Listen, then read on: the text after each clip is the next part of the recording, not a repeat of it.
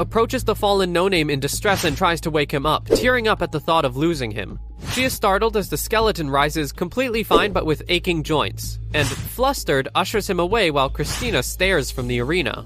In the forest, No-Name suggests that he lost on purpose, while Rena laments the money she lost betting on him, before suddenly changing her mood and remarking that they completed their mission. Christina then approaches, asking for another fight, thinking he let her win, knowing that she didn't have the energy to overcome him. The skeleton, however, insists that he was just reckless and lost due to being hit by her sword, and he urges her to go and win the tournament. When asked whether they will meet again, No-Name replies that he doesn't know, before warning her to avoid Arist if she wants to become a knight. Ironically, he also advises her not to wear a helmet, before departing with Rena. Back at the TNT orphanage, Slime gives the pair their commission for completing the request, pointing out that the situation is uncomfortable since his performance at the tournament has caused many to seek to become knights for the Janae family. The branch manager then asks the skeleton about the name Saray Jagan and takes notes when he states he thought it up on the spot. No-Name then asks for the next request, being worried due to the events that transpired in Arist, and a blue window pops up asking him to confirm his choice. No-Name and Rena focused on dungeons for the next 3 months, avoiding the North Alpine region but traversing the mountains south of the Empire. Their adventures included traversing the Withering Burn maze of poisonous branches, fighting the centaurs in the blood-stained equestrian quota, and running away from ghouls in the Den of the Dead, earning more loot and upgrading No-Name's armor with Slime. As the skeleton muses about the last dungeon, Rena barges in asking him to accompany her, much to his confusion. Slime then explains that Rena needs a second letter of recommendation besides his own to become a branch manager, and that she will get it in the Eastern Division if she passes a simple test. But No-Name may not accompany her since the location of the guild executives is a secret from outsiders. No-Name tells her to go, stating he will clear a dungeon in the meantime. Rena leaves, furious, while the skeleton and branch manager talk about the goblin dungeon, with the latter informing that the dungeon might be connected to the Necron Society. The hooded man runs through a forest in the middle of the night. He dodges a salvo of crossbow bolts as his pursuers approach on horseback. Exhausted, he falls to his knees and rises again, sprinting away and begging someone to wait for him to come to the rescue. At the TNT regional branch, Slime informs No-Name that those entering the goblin dungeon bear a neck tattoo, and that he has been finding Necron Society monsters who have taken over dungeons. The branch manager also informs the skeleton that the dungeon is also a mine containing bloodstones. These are rare stones used for magic, and some will be included in the compensation. He also remarks that the reward for this quest will be much higher than before, but the quest might be dangerous, and it requires the normalization of the dungeon. No-Name accepts the quest. Sometime later, No-Name stands in the middle of a forest looking at a map, realizing he is lost. His thoughts are cut short by nearby howls, and upon following them, he comes across a white pup ensnared in a bear trap. He examines the wounded animal and frees him before resuming his path. But before he can go any further, the dog stands on guard before him, barking furiously. Not understanding the reason for this behavior, No-Name tries to shoo the pup away and passes by him. Suddenly, the ground gives way beneath him and the skeleton falls down a pit. He manages to stop his fall by thrusting his sword into the cave wall just before he hit the metal spike-lined bottom. Examining the pit, he sees an adult white wolf lying dead in the distance, impaled by the spikes. As the pup barks from above, the skeleton realizes that it must be his mother, and the pup was trying to warn him of the danger. Despite having escaped death, he realizes that he cannot escape alone from the pit.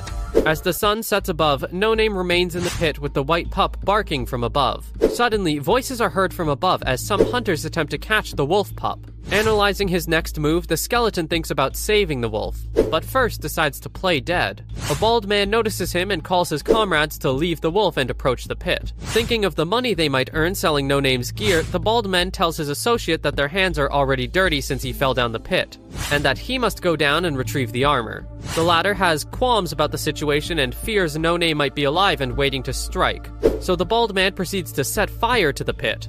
No-Name decides to continue playing dead and wait for the fire to consume itself, and as he wonders if he could survive it, a blue window pops up. It states that his flame resistance skill has activated, reducing heat damage while reducing his strength. Realizing he can endure this due to the skill acquired in the spider's vault, the skeleton lies still and waits for the fire to die out, upon which the associate descends a ladder and pokes at No Name, still fearing he might be alive. A blue window pops up indicating that the pseudo-death skill has been created. From above the pit, the bald man angrily urges his associate to hurry up and get the armor, and is musing on heading to the pub when two soldiers approach from behind. One of them reminds the terrified man that he had been warned of the consequences of hunting there again. At the bottom of the pit, the scared associate finally removes No Name's helmet, and as he opens his eyes, he is deeply shocked at the sight of his skull, screaming in a horror as the skeleton greets him and stands up. He is suddenly knocked to the ground as the bald man is tossed from above and lands atop him. No Name climbs the ladder as the soldiers are distracted, searching for valuable loot. He then notices a snake tattoo on one of the soldiers' necks, identifying them as members of the Necron Society. The soldiers are preparing to depart when No Name greets them, causing the startled men to turn around and confront him. As they begin to realize he came from the pit, the skeleton tells the shocked men to guide him to the goblin's dungeon. This causes them to draw their weapons and ask for his purpose in heading there. No Name answers that he was requested to do some things in the dungeon and reaches for his sword in preparation to fight the men. Suddenly, the lead soldier, noticing his cape, asks if the skeleton is Darrow Nim, the new supervisor sent from the organization, and he sheaths his blade in relief, stating that he was expected. No Name decides to play along and says that yes, he is the supervisor, prompting the lead soldier to bow and tell his subordinates to do the same. The soldier states that he had been informed that the supervisor would be wearing a red cape and apologizes for not recognizing him. No Name accepts the apology and tells them to lead him to the dungeon. As they head to the dungeon, the lead soldier explains the profitability of the mine to No Name until his subordinate lets slip that the captain fools around with the goblins, much to his distress. Deciding that he might find out more by playing this role, the skeleton asks about any peculiarities about the work. The soldiers reply that there's a strange man the size of a kid snooping around who has managed to evade capture. He also remarks that the man seems to know things about the dungeon even they don't know, and knows its layout perfectly. The small man has managed in the past to free some slaves before they stopped him, and the soldiers suspect that there might be a spy. They finally reach the dungeon, and No Name looks down upon the massive mining operation underway. Enslaved goblins carry out hard labor under the watchful eye of whip-wielding overseers. One of the goblins collapses from exhaustion, dropping his load of minerals and causing the enraged overseer to whip him mercilessly. The overseer then orders some men to get rid of the badly beaten creature. No Name sees the enslaved goblins and recalls what his mistress told him about them. Goblins are a cowardly species that excels at reading lands and discovering materials, avoiding humans by hiding in the mountains. The most advanced goblins would become the main pillars for the 16 Demon Kings, and No Name heard that they despised humans with all their heart, which seems unsurprising as he passes a pile of dead goblins. He is pulled from his thoughts by the soldiers as they enter the dungeon, and a blue window pops up describing it. It tells him that it is a large-scale dungeon with a base level of 10 to 20 that would require 15 to 20 people to clear. As No Name thinks on the information, the strange man trails the group from a distance. Deeper into the dungeon, the lead soldier introduces No Name as the new supervisor to his captain. The captain greets the skeleton and informs him of the progress of the mining operation. He also asks him to put in a good word for them to the higher-ups and offers their services for the duration of his stay. No Name compliments their work, and inwardly analyzes the best course to fulfill the request to kill everyone in the dungeon, until the captain suggests that he take off his helmet. Fearing discovery and realizing he must make something up quickly, No Name excuses himself, stating that he can't remove the helmet due to a treatment for recent burns. And upon a request for identification, he states that he left it at home. The skeleton starts to believe that his luck is up, until the captain laughs it off. But then the captain requests to see the snake tattoo that would prove his allegiance to the Necron Society. The captain then realizes he is not the supervisor, and as No Name reaches for his blade, he signals his men to aim their crossbows at the intruder, promising to torture him for further information. No Name analyzes the situation, and heavily outnumbered and bereft of any other choice, activates his speed skill and lunges into combat. No Name cuts through the soldiers as the frantic captain orders them to fire their crossbows. The officer's joy at them hitting their target proves to be short-lived, as the skeleton continues to cut through his men at a high speed unhindered, and finally strikes him down. A blue window pops up informing No Name that he has earned the reward of Conqueror of the Thorny Maze, which decreases the damage done by crossbow bolts by 40%. As he heals, the skeleton stares at the 3 remaining soldiers who fall to their knees, begging for their lives. After stating that he had no intention of killing them, he pries an ID from the dead captain's corpse and, having procured identification, tells the soldiers to guide him to where the goblins are. On the way, the soldiers explain to the skeleton that there is a second group of 10 soldiers inside, and as he notices the dead goblins lying around, they point out that it is the work of the second group. Soon enough, they arrive to a tunnel where the second group of soldiers is shooting crossbow bolts at a restrained goblin for fun. No Name identifies the creature as a hobgoblin, a species far more intelligent and stronger than ordinary goblins. Hobgoblins also possess healing abilities and are referred to as royal goblins. The other goblins cry out at the ongoing torture, prompting the group leader to silence them, before noticing the approaching soldiers and No Name. When questioned as to their presence there at the time, No Name steps forward and introduces himself as the Supervisor. As the group leader attempts to remove his helmet, the skeleton grabs his forearm firmly and commands him not to touch him. Shocked, the group leader tells No Name to let him go, asking what's wrong with him, while the strange man continues to watch from a distance. Seeing the tied-up hobgoblin, the skeleton then twists the group leader's arm, and after some initial protests and upon seeing the 3 soldiers' signals, the officer pretends to apologize before pulling out a dagger and thrusting it through the armor's eye slit. As No Name falls to his knees, the group leader tells the soldiers to explain the situation. But before they get a chance to, they are struck with fear as the skeleton pulls the dagger out of his helmet. He proceeds to call the group leader despicable and stab him in the eye with the blade, causing the soldiers to fire their crossbows. Retrieving the dagger, the skeleton throws it at a soldier's face and slashes another with his sword, upon which the 4 remaining soldiers flee in terror. No Name then turns to the hobgoblin, wondering whether he's still alive while cutting through the ropes, before the strange man lassos him and pulls him up his leg with a pulley. The small man then questions No Name as to his purpose there, and after some thought and argument, the skeleton admits to having been requested to return the dungeon to its normal state, not divulging who sent him, and then states that they are not enemies. Upon this statement, the strange man cuts him down and is revealed to be a small goblin. The goblin then heads towards his tied-up kin and tells the skeleton to go back since he will handle the problem. As the hobgoblin is untied, a blue window pops up informing No Name that his name is Succubus Bumtong, the dungeon boss.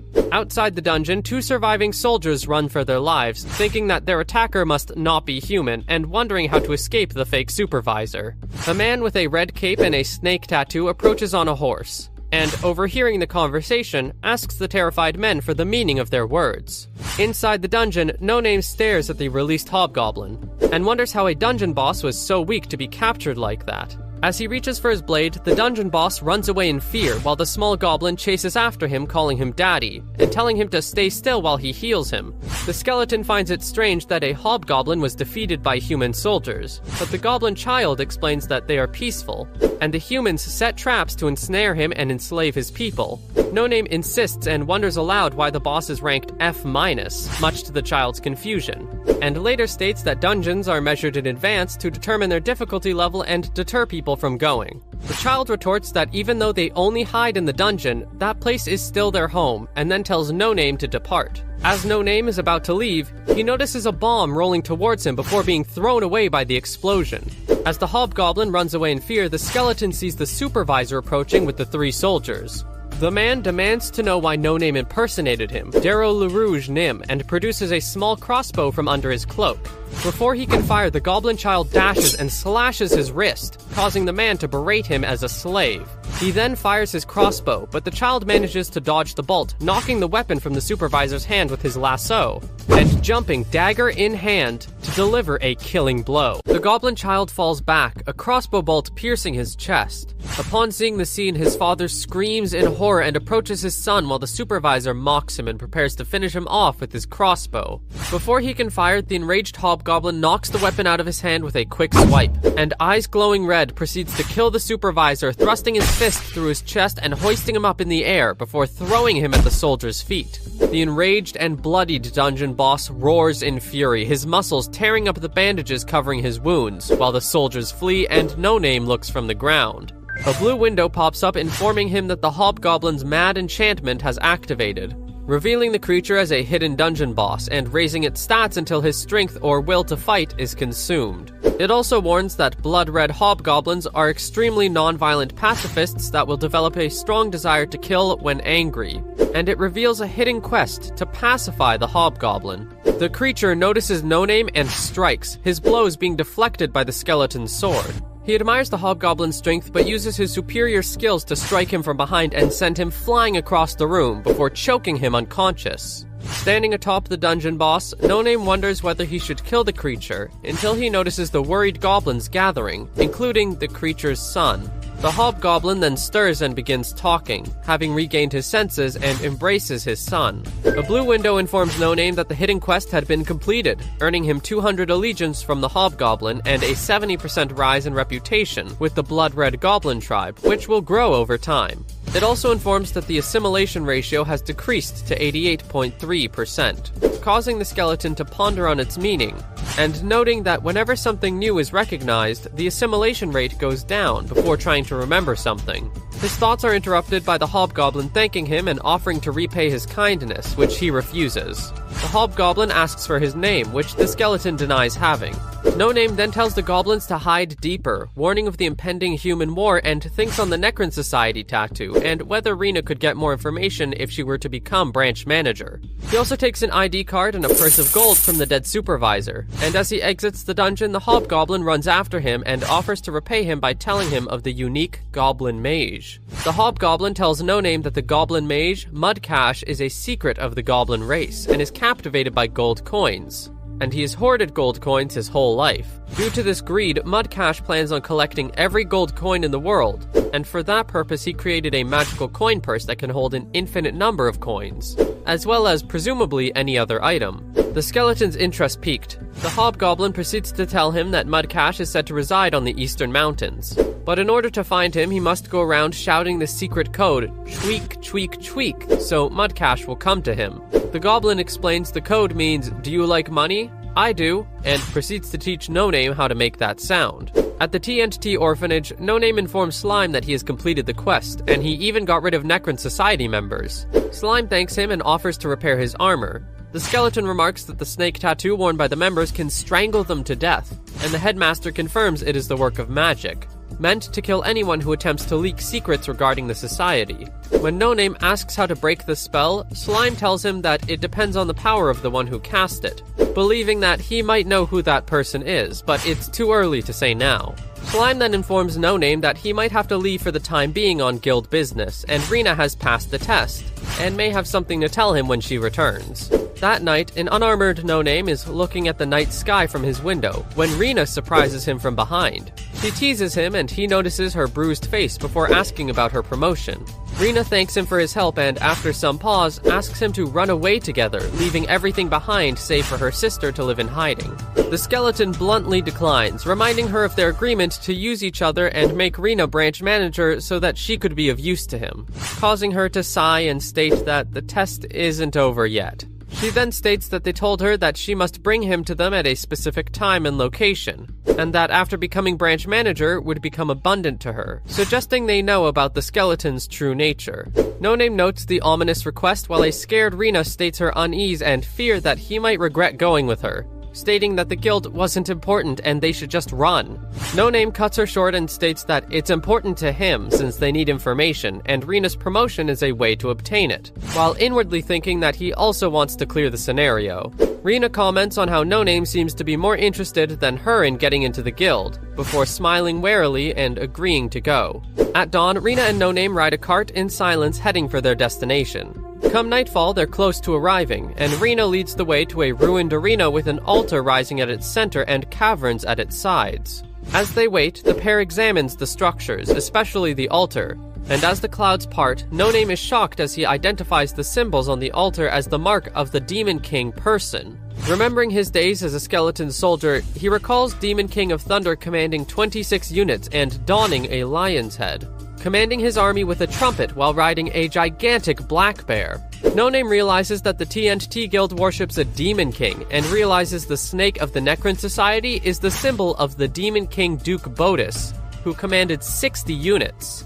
He concludes that, though it is still 10 years too early for the descent upon the world, the Demon Kings still influence this world. Suddenly, several robed figures appear from the rocky caverns in the arena, including an old man with a turban and a staff who presents himself as Patrick Ajar, a mage, and the third-ranking director of the TNT National Headquarters. He then introduces the other figures as other TNT executives who share the same beliefs. Those beliefs being the reduction of the human population. No Name is shocked at this and asks the man the reason for summoning him there as well.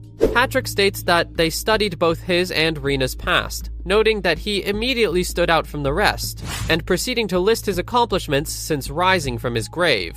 Praising his strength, the mage states his desire to create a new world with him due to the merciless way humans treat other species. He removes his turban, revealing himself as a member of the deer people who are hunted by humans to use their horns in medicine. He also states that humans also kill each other, and remembering Rubia and Mistress Succubus, No Name asks the deer man about his plans. Patrick then states that there will be a great war and the resulting blood must be offered to their king, so that he can descend upon the world to cleanse it of humans. No Name identifies their king as the Demon King, much to the applause of Patrick, and the crowd stands in awe as he states its name is Person. Seeing no need to explain the legends, the mage concludes, stating that preparations for the ritual to offer the blood and cries of humans to their king are complete, and once he descends, it will be the end of mankind.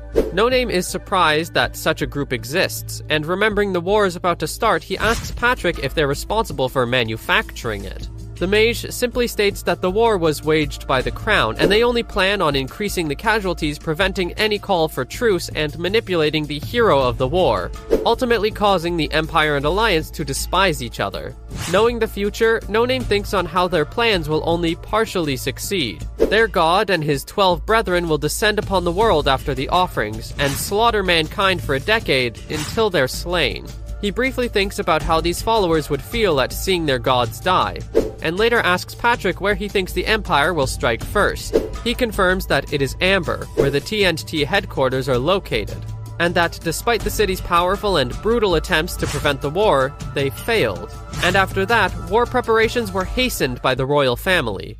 No Name asks the deer man if the TNT blocked the peace attempts, causing him to laugh uncontrollably at the absurdity of the statement, since they never could have hoped to achieve that, and they simply failed. He states that there will be a war, and they're just going with the flow, and asks Rena and No Name to join them, promising power. When the skeleton asks if he means power within the TNT, Patrick states that it's included, but he means actual power. He removes his staff and summons ancient powers as the hooded figures begin to transform into different monsters, much to Rena's shock.